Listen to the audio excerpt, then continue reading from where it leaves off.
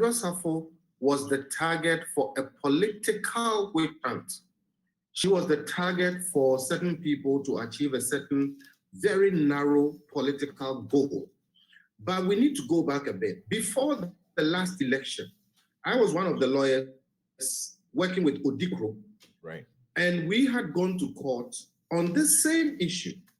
And the issue was that there are too many parliamentarians who take monthly salary, take allowances, and they take the perks of their office and they don't go to work.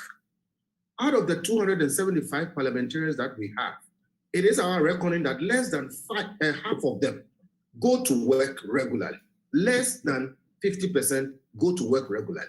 And less than 50% contribute to parliamentary discourse, debate, lawmaking, etc. And we think that is a heavy cost on this country. We need to do something about it. Some of us are of the view that we have too many parliamentarians, we are not getting value from them.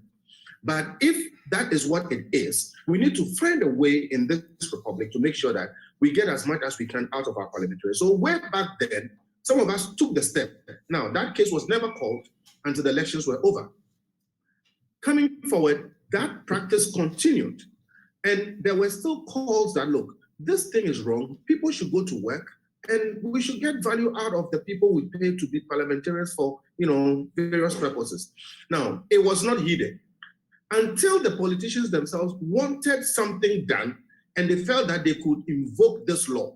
That is where Adwoa Safo became a target. My issue is this. We need to find a way to make our parliament effective. And the main role of parliament is to be a check on government.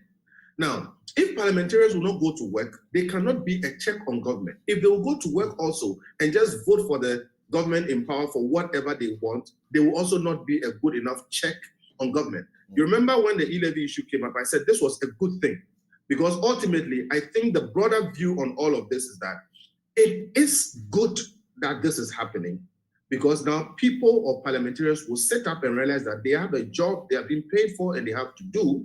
And if they don't do it, these are some of the repercussions. Right. I, however, hope that it will not just be a matter of parliament. I think more citizens must take it up like Professor Kwekwasari did and got a ruling. And I think the ruling must be enforced so that parliamentarians will feel the need to do what they have been paid to do and what they stood for elections to do.